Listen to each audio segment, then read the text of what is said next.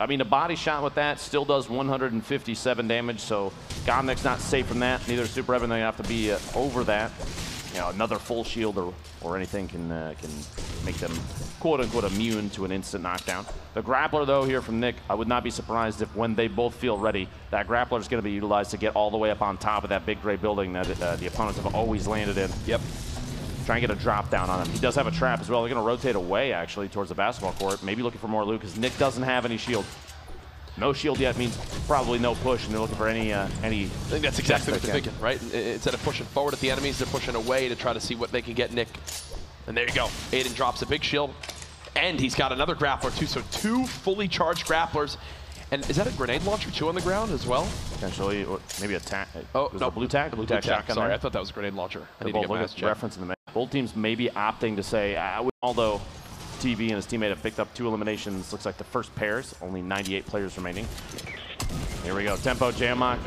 Jamok knocked down, which means Tempo's in a position. He's got to clutch up here, 1v2, and there's rocks down below, and still shield on that target, 18 and 42.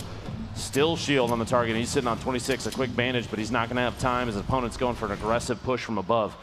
Makes a ton of sense. You want to catch this opponent off guard. And there it is, Tempo goes down.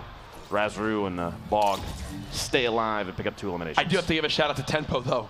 Razru had over, I think, 175 HP, and that's how close Tempo got him with only 40 health left. If Razru really didn't get the shields he got off the break, that's an easy fight win for Tempo. Did what he could.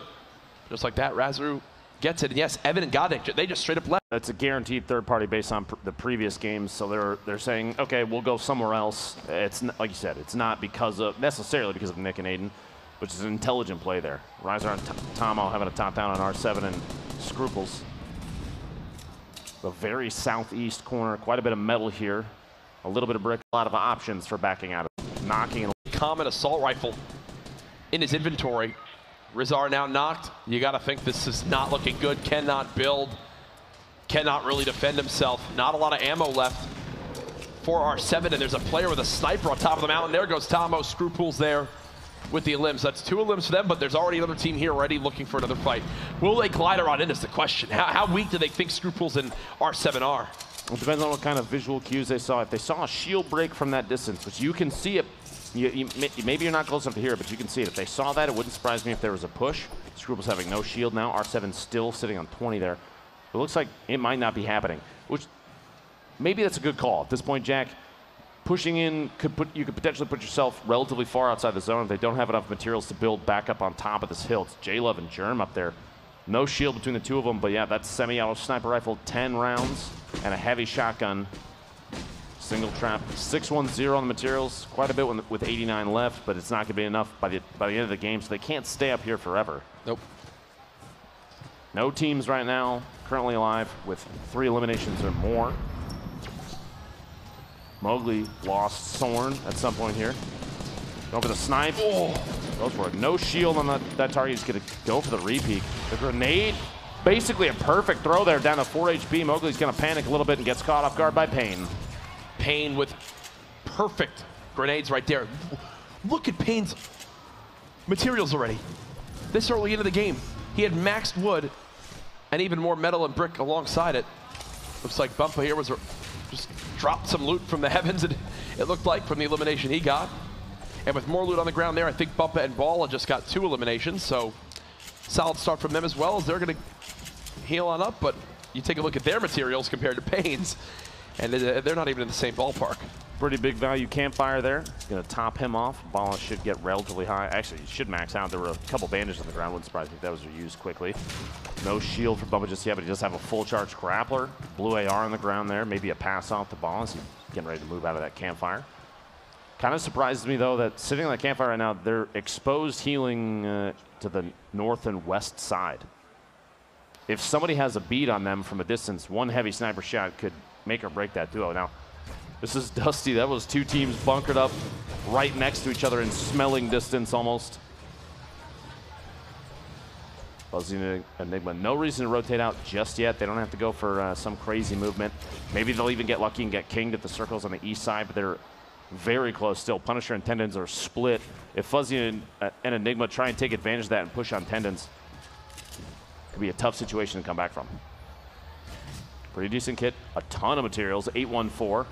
Still in possession of a slurp, 6 grenades, a heavy shotgun. He's got a swap weapon for it. He's going to chill right now. Common AR isn't bad.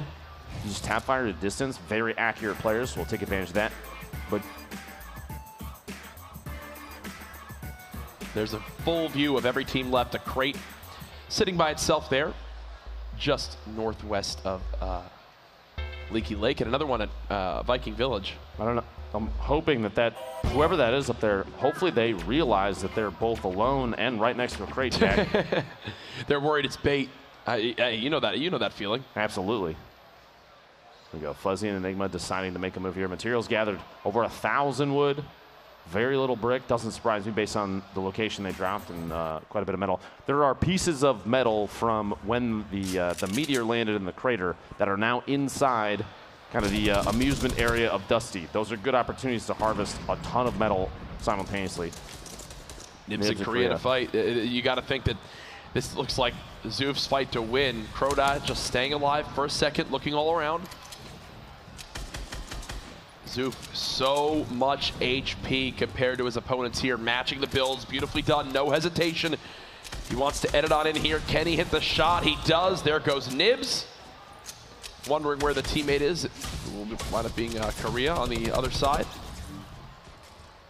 Korea's just falling down towards the low side. Crota hears him, so Zoof's going to sprint right on over. Great teamwork here. That minigun is excellent. If you've got enough ammunition, they're not going to be able to outbuild that thing. But he runs out of small ammo, so it turns into a push opportunity. They're trying to track this opponent underneath, and there they might find him, get a tag. 41 damage, the dual pistols. This thing shred through materials, wouldn't surprise me. He's going to go for the push through, and he does get Korea caught inside his own box there. There it goes. And typically you'd be worried about some sort of, third party there. They're so far at the edge of the zone, and everyone's already moved in that yes.